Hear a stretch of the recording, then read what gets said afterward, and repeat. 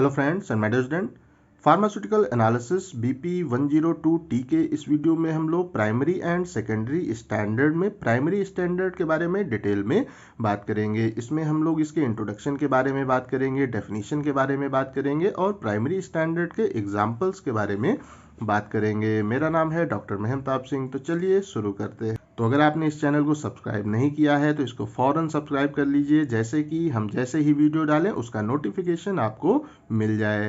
तो अगर हम प्राइमरी एंड सेकेंडरी स्टैंडर्ड्स के बारे में बात करते हैं तो जो हमारा टाइट्रेशन होता है उसमें कुछ केमिकल्स हम ऐसे उपयोग में लेते हैं जिनकी कंसंट्रेशन वहाँ पे डिफाइंड होती है और इनको हम लोग रेफरेंस सोल्यूशन कहते हैं और इनको हम लोग प्राइमरी या सेकेंडरी स्टैंडर्ड भी कहते हैं। तो आसान तरीके से अगर हम बात करते हैं तो जो हमारा टाइट्रेशन होता है उसमें हम लोग क्या करते हैं कि एक हमारा वहाँ पे होता है रेफरेंस का सोल्यूशन होता है और एक हमारा होता है सैंपल सोल्यूशन होता है। तो जो हमारा वो रेफरेंस का होता है वो सोल्यूशन, उसके अंदर जो कंपाउंड होता है उसकी जो कंसंट्रेशन है वो हमें नोन होती है और इसीलिए इसको हम लोग कहते हैं रेफरेंस सोल्यूशन भी कहते हैं, या इसको हम लोग जो हमारा होता है रेफरेंस का वो सोल्यूशन होता है इसको हम लोग स्टैंडर्ड सोल्यूशन भी कहते हैं। और इस कंडीशन में इनको प्रिपेयर करने के लिए हम लोग प्राइमरी या सेकेंडरी स्टैंडर्ड को उपयोग में लेते हैं और इनसे जो हमारा सोल्यूशन प्रिपेयर होता है उनको हम लोग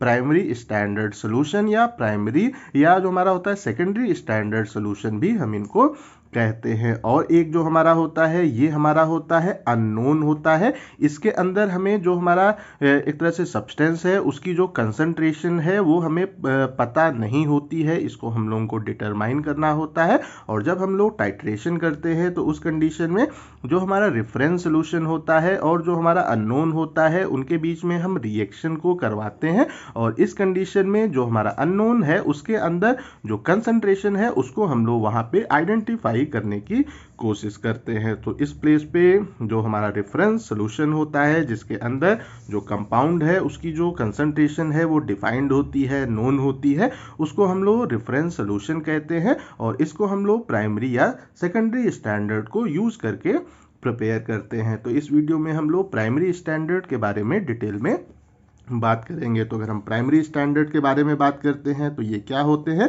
ए compound of sufficient purity from which a standard solution can be prepared by direct weighing of a quantity of it followed by the dilution to a given a defined volume of the solution. तो इस condition में जो हमारे primary standard होते हैं वो एक ऐसे कंपाउंड होते हैं जो कि काफ़ी प्योर होते हैं और इसको यूज़ करके जब हम लोग स्टैंडर्ड सोल्यूशन को प्रिपेयर करते हैं तो उसमें हम क्या करते हैं कि जो भी हमारा कंपाउंड है जो कि काफ़ी प्योर है उसको हम वहाँ पे सीधे वेट करते हैं और रिक्वायर्ड अमाउंट जो हमारा सॉल्वेंट है उसमें हम उसको डाइल्यूट करते हैं, वो डिजॉल्व करते हैं और वहाँ पे हम लोग एक स्टैंडर्ड सोल्यूशन को प्रिपेयर कर लेते हैं। तो इस कंडीशन में जो हमारा यहाँ पे स्टैंडर्ड सोल्यूशन प्रिपेयर होता है उसकी जो क्वांटिटी है, उसकी जो कंसंट्रेशन है वो हमें प्रॉपरली वहाँ पे नोन होती है, क्योंकि जो हमने कंपाउंड ऐड किया वो काफ़ी हमारा प्योर था। तो उस कंडीशन में उसकी हमने रिक्वायर्ड क्वांटिटी ली और उसको हमने जो हमारा वो रिक्वायर्ड वॉल्यूम हमारे सॉल्वेंट का था उसके अंदर उसको हमने डिजॉल्व किया। तो जो हमारा वहाँ पे स्टैंडर्ड सोल्यूशन प्रिपेयर हुआ तो उसके अंदर जो हमारा कंपाउंड है उसकी कंसंट्रेशन हमें प्रॉपरली वहाँ पे नोन होती है और जो हमारा यहाँ पे प्रिपेयर होता है सोल्यूशन जिसको हम लोग ने प्राइमरी स्टैंडर्ड को यूज करके प्रिपेयर किया है उसको हम लोग प्राइमरी स्टैंडर्ड सोल्यूशन यहाँ पे कहते हैं। तो अब हम लोग इसकी डेफिनेशन के बारे में बात कर लेते हैं कि जो हमारे प्राइमरी स्टैंडर्ड होते हैं उनकी डेफिनेशन क्या होती है। तो आइए इसकी हम लोग डेफिनेशन देख लेते हैं। A primary standard is a वो substance of known high purity 99.9 जो वो percent pure which may be dissolve in a known volume of the solvent to give a standard solution. तो जो हमारे प्राइमरी स्टैंडर्ड हैं ये ऐसे सब्सटेंस होते हैं जो कि हाईली एक तरह से प्योर होते होते हैं 99.9% ये यहाँ पे प्योर सब्सटेंस को हम लोग यूज करते हैं, और इनको जब हम लोग डिसॉल्व करते हैं एक known volume of the solvent में, तो ये एक हमें स्टैंडर्ड सोल्यूशन या प्राइमरी स्टैंडर्ड सोल्यूशन हमें यहाँ पे जो हमारा फॉर्म होता है वो हमारा एक स्टैंडर्ड सोल्यूशन होता है, प्राइमरी स्टैंडर्ड सोल्यूशन होता है। तो आसान तरीके से कहें कि जो हमारा प्राइमरी स्टैंडर्ड है वो हमारे ऐसे सब्सटेंस हैं जो कि काफ़ी ज़्यादा प्योर फॉर्म में हमें प्राप्त होते हैं, और इनको जब हम लोग एक नोन वॉल्यूम हमारे सॉल्वेंट के अंदर जब हम घोलते हैं, डिसॉल्व करते हैं, तो जो हमारा सोल्यूशन प्रिपेयर होता है वो वहाँ पे एक स्टैंडर्ड या रेफरेंस सोल्यूशन हम उसको कहते हैं, और उसको हम लोग जो हमारा अननोन है उससे रिएक्ट करा के हम अननोन के अंदर जो कंपाउंड है उसकी कंसंट्रेशन को प्रॉपरली हम यहाँ पे कैलकुलेट कर सकते हैं, मेजर कर सकते हैं। तो जो हमारे प्राइमरी स्टैंडर्ड्स होते हैं उनकी जो होती है रिक्वायरमेंट होती हैं, उनकी जो होती हैं कैरेक्टरिस्टिक, वो उनके अंदर क्या क्या होनी चाहिए, आइए उसके बारे में बात कर लेते हैं। तो इसके अंदर जो सबसे पहली कैरेक्टरिस्टिक है वो क्या है, it must be easy to purify, easy to obtain, easy to dry and preserve in a pure state. तो जो हमारे प्राइमरी स्टैंडर्ड के सब्सटेंस होते हैं वो उनको हम लोग आसानी से, वो ऐसे सब्सटेंस होने चाहिए जिनको आसानी से हम वहाँ पे प्यूरिफाई कर सकें, आसानी से ऑब्टेन कर सकें, आसानी से उसको ड्राई कर सकें, और उनको हम लोग एक तरह से प्योर स्टेट में अपने पास रख सकें, प्रिजर्व कर सकें। अगर हम उनको कुछ लंबे टाइम तक के लिए रख रहे हैं तो उस कंडीशन में वो उसी प्योर फॉर्म में हमारे पास प्रिजर्व रहें। ये कैरेक्टरिस्टिक हमारे प्राइमरी स्टैंडर्ड के अंदर होनी चाहिए। उसके बाद इसमें जो हमारी दूसरी कैरेक्टरिस्टिक है जो हमारे प्राइमरी स्टैंडर्ड में होनी चाहिए, तो जो हमारे एक तरह से प्राइमरी स्टैंडर्ड के होते हैं सब्सटेंस होते हैं वो एयर के कांटेक्ट में आने से खराब नहीं होने चाहिए, एयर के कांटेक्ट से अफेक्ट नहीं होने चाहिए जब हम उनको वेट करते हैं। तो ये ऐसे सब्सटेंस हों कि जब उनका हम वेट लें या उनको जब हम वेट करें तो उस कंडीशन में जो उसके आसपास एयर है वो उसके साथ में रिएक्ट न करे, उससे वो अफेक्ट ना हो। ये कैरेक्टरिस्टिक भी हमारे प्राइमरी स्टैंडर्ड में होनी चाहिए। तो आसान तरीके से कह सकते हैं कि ये हमारे प्राइमरी स्टैंडर्ड के जो सब्सटेंस हैं ये हाइग्रोस्कोपिक नहीं होने चाहिए, ये ऑक्सीडाइज नहीं होने चाहिए एयर के कांटेक्ट में, और ये हमारे कार्बन डाइऑक्साइड से भी अफेक्ट नहीं होने चाहिए। और ये जो हमारा स्टोरेज की कंडीशन है उस कंडीशन में इनका जो कंपोजिशन है वो अनचेंज्ड होना चाहिए। तो आसान तरीके से कहें कि जब हम इसको वेट करते हैं तो एयर के कांटेक्ट में अगर वो आता है तो वो हाइग्रोस्कोपिक नहीं होना चाहिए, मीन्स वो एयर से वाटर को एब्जॉर्ब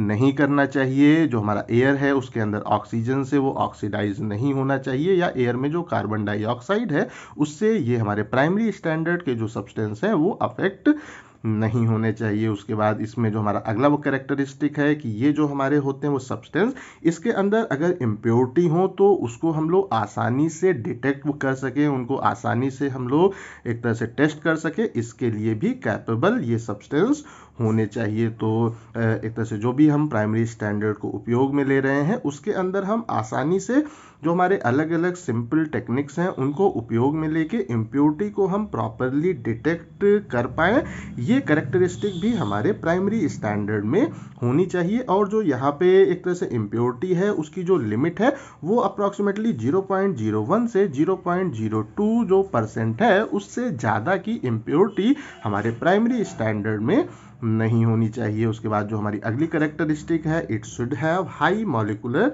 वेट। जो भी हमारे कंपाउंड हैं वो हाई मॉलिक्यूलर वेट के होने चाहिए। जो भी हमारे प्राइमरी स्टैंडर्ड के कंपाउंड हैं, सब्सटेंस हैं, उनका मॉलिक्यूलर वेट जितना ही ज़्यादा होगा उतना ही जो हमारा वेइंग की एरर है वो हमें वहाँ पे कम देखने को प्राप्त होगी। अगर हमें एक तरह से वो काफ़ी हम कह सकते हैं जो है कम क्वांटिटी में वेट करना है तो उस कंडीशन में क्या होता है कि हम जो भी सब्सटेंस वेट करते हैं वो या तो थोड़ा ज़्यादा हो जाता है या थोड़ा कम हो जाता है। तो जब भी हम एक तरह से वेट करते हैं तो अगर जो हमारा क्वांटिटी है वो काफ़ी कम है तो उस कंडीशन में जो हमारी वेइंग की एरर है वो वहाँ पे ज़्यादा हो सकती है। और अगर क्वांटिटी हमारी ज़्यादा है, हमारे कंपाउंड का मॉलिक्यूलर वेट ज़्यादा है, तो उस कंडीशन में उसकी हमें ज़्यादा क्वांटिटी वेट करनी होगी, तो वहाँ पे जो हमारा वेइंग की एरर है वो काफ़ी कम हमें देखने को प्राप्त होगी। तो इस कंडीशन में जो हमारे हमारे कंपाउंड होते हैं जिनको हम लोग प्राइमरी स्टैंडर्ड की तरह उपयोग में लेते हैं, उनकी जो हमारी एक तरह से होनी चाहिए वेइंग कैपेसिटी होनी चाहिए, या उनका जो हमारा मॉलिक्यूलर वेट इस तरह से होना चाहिए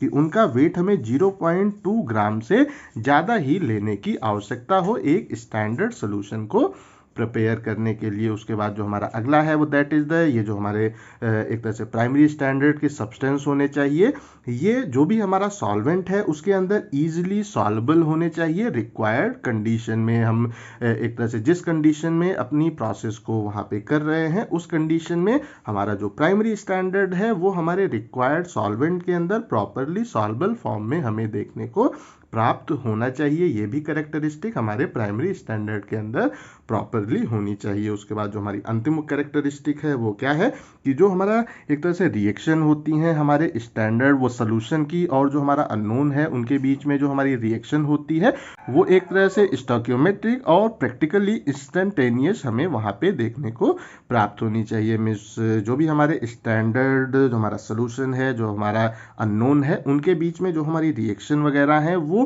फौरन वहाँ पे होनी चाहिए, जिससे कि जो हमारा टाइट्रेशन की वहाँ पे एरर है उसको हम लोग प्रॉपरली अवॉइड एक तरह से कर सके। तो अगर हमारी वो रिएक्शन वहाँ पे फौरन हो रही है तो जो हमारे एक तरह से वो रिजल्ट हैं वो हमें प्रॉपरली वहाँ पे तुरंत देखने को प्राप्त हो जाएंगे। और अगर हमारी जो रिएक्शन है वो वहाँ पे स्लोली हो रही है तो उस कंडीशन में जो हमारा एंड पॉइंट है वो जो भी हमारा वहाँ पे एक तरह से रीडिंग्स वगैरह हैं वो हमें देरी से देखने को प्राप्त होंगी। तो इस चीज़ को अवॉइड करने के लिए हमें एक ऐसा प्राइमरी स्टैंडर्ड यूज़ करना चाहिए जो कि हमारा जो सैंपल है उसके साथ में फौरन रिएक्ट कर जाए। और इस कंडीशन में जो हमारा एंड पॉइंट है उसको डिटेक्ट करने के लिए हमें कोई सिंपल इंडिकेटर ही उस स्टैंडर्ड को उस स्टैंडर्ड में यूज करने की आवश्यकता हो। ये भी कैरेक्टरिस्टिक हमारे प्राइमरी स्टैंडर्ड के अंदर होनी चाहिए। अब हम लोग एग्जाम्पल्स के बारे में बात कर लेते हैं। अधिकतर जो हमारे प्राइमरी स्टैंडर्ड्स हैं उनके लिए हम कौन से कंपाउंड को उपयोग में लेते हैं उनके लिए उनके बारे में बात कर लेते हैं। तो जो हमारी अलग अलग रिएक्शन होती हैं उनके हिसाब से हम लोग इनको अलग अलग ही बात करेंगे। तो अगर हम एसिड बेस रिएक्शन के बारे में बात करते हैं या एसिड बेस टाइट्रेशन के बारे में बात करते हैं तो उसमें जो हम लोग प्राइमरी स्टैंडर्ड्स को उपयोग में लेते हैं उनके बारे में बात कर लेते हैं। पहला है हमारा ये है सोडियम कार्बोनेट Na2CO3, और अगर इसके हम मॉलिक्यूलर वेट के बारे में बात करते हैं तो ये हमारा होता है 105.9888 ग्राम पर मोल। उसके बाद जो हमारा अगला है दैट इज द और वो सोडियम वो टेट्रा बोरेट, ये है हमारा Na2B4O7। इसका जो हमारा मॉलिक्यूलर वेट है ये है हमारा 381.37 ग्राम पर मोल। जो हमारा अगला है वो दैट इज वो पोटेशियम हाइड्रोजन फैथलेट, और इसका जो हमारा होता है मॉलिक्यूलर वेट ये है हमारा 204.22 ग्राम पर मोल। उसके बाद जो हमारा अगला है that is the potassium hydrogen iodate, और इसका जो हमारा है मॉलिक्यूलर वेट ये है 389.91 ग्राम पर मोल। उसके बाद हमारा जो अगला है जिसको हम लोग अपने एसिड बेस टाइट्रेशन में प्राइमरी स्टैंडर्ड की तरह यूज करते हैं वो है हमारा ऑक्सैलिक एसिड डाइहाइड्रेट, और इसका जो मॉलिक्यूलर वेट है वो 126 ग्राम पर मोल है। और जो हमारा अंतिम है that is the succinic acid, और इसका मॉलिक्यूलर वेट 118.09 ग्राम पर मोल होता है। तो ये हमारे एक तरह से ऐसे प्राइमरी स्टैंडर्ड हैं जिनको हम लोग अपने एसिड बेस टाइट्रेशन में अधिकतर उपयोग में लेते हैं। अब हम लोग अपने अगले रिएक्शन के बारे में बात कर लेते हैं that is the complex forming reaction. इसको हम लोग कॉम्प्लेक्सोमेट्रिक टाइट्रेशन की से भी इंडिकेट कर सकते हैं। तो इसमें जो हम लोग प्राइमरी स्टैंडर्ड्स को अधिकतर यूज करते हैं वो हमारे होते हैं प्योर मेटल्स होते हैं या उनके साल्ट हम यहाँ पे उपयोग में लेते हैं। तो यहाँ पे हम लोग जिंक को यूज करते हैं, जो हमारा मैग्नीशियम है, मैग्नीज है, जिंक क्लोराइड है, कैल्शियम क्लोराइड है, कॉपर है, इन सबको हम लोग प्राइमरी स्टैंडर्ड की तरह अपने जो हमारा होता है कॉम्प्लेक्सोमेट्रिक टाइट्रेशन होता है उसमें उपयोग में लेते हैं। ये उनके हैं मॉलिक्यूलर वेट, इनको आप लोग नोट्स में अच्छे से याद कर लीजिएगा, ध्यान दीजिएगा। तो जो एग्जाम में आपको इनका जो होता है मॉलिक्यूलर वेट उसको लिखने की आवश्यकता नहीं होती है। अगर आप एग्जाम में इसको लिखते हैं तो यहाँ पे आप सिंपली अगर इसका नाम लिख देते हैं, फार्मूला लिख देते हैं, दैट इज द हम कह सकते हैं सफिशिएंट है। बट अगर हम प्रैक्टिकल के बारे में बात करते हैं तो वहाँ पे हमें मॉलिक्यूलर वेट इनका पता होना चाहिए। उसके बाद अगर हम बात करते हैं जो हमारा होता है प्रेसिपिटेशन रिएक्शन में हम कौन कौन से प्राइमरी स्टैंडर्ड्स को यूज करते हैं, तो ये हमारा होता है प्रेसिपिटेशन टाइट्रेशन भी हम इसको कहते हैं। तो इसमें हम लोग यूज करते हैं वो सिल्वर को यूज करते हैं, वो सिल्वर नाइट्रेट को यूज करते हैं, सोडियम क्लोराइड को इसमें यूज करते हैं, पोटेशियम क्लोराइड को यूज करते हैं, और जो हमारा पोटेशियम ब्रोमाइड है इसको हम लोग उपयोग में लेते हैं एज ए प्राइमरी स्टैंडर्ड अपने प्रेसिपिटेशन टाइट्रेशन में। तो इनका भी जो मॉलिक्यूलर वेट है ये आप लोग अपने प्रैक्टिकल पर्पस के लिए याद कर लीजिएगा। उसके बाद जो हमारी अगली रिएक्शन है that is the oxidation reduction reaction, या इसको हम लोग रिडॉक्स टाइट्रेशन भी कह सकते हैं। इसमें जो हम लोग प्राइमरी स्टैंडर्ड्स को यूज करते हैं उनके बारे में देख लेते हैं। तो यहाँ पे हमारा जो पहला है that is the potassium dichromate को हम लोग यहाँ पे उपयोग में लेते हैं। यहाँ पे हम यूज करते हैं जो हमारा है पोटेशियम ब्रोमेट को यूज करते हैं, पोटेशियम आयोडेट को यूज करते हैं। यहाँ पे हम लोग यूज करते हैं पोटेशियम हाइड्रोजन आयोडेट को यूज करते हैं। हम यहाँ पे एक तरह से सोडियम ऑक्सलेट को, जो आर्सेनिक ऑक्साइड को यूज करते हैं, और प्योर आयरन को हम लोग यूज करते हैं अपने रिडॉक्स टाइट्रेशन में एज ए प्राइमरी स्टैंडर्ड की तरह हम इन कंपाउंड्स को यूज करते हैं। तो I think so primary standards का कॉन्सेप्ट आप लोगों को क्लियर हो गया होगा, पता चल गया होगा कि प्राइमरी स्टैंडर्ड्स क्या होते हैं। अभी भी कहीं कोई कंफ्यूजन है तो कमेंट करके पूछ सकते हैं। इस टॉपिक का PDF आपको डिस्क्रिप्शन में मिल जाएगा। इस वीडियो को लाइक करें, अपने दोस्तों के साथ शेयर करें, और ऐसे ही वीडियोस को देखने के लिए हमारे चैनल को सब्सक्राइब करना बिल्कुल भी ना भूलें। Thank you.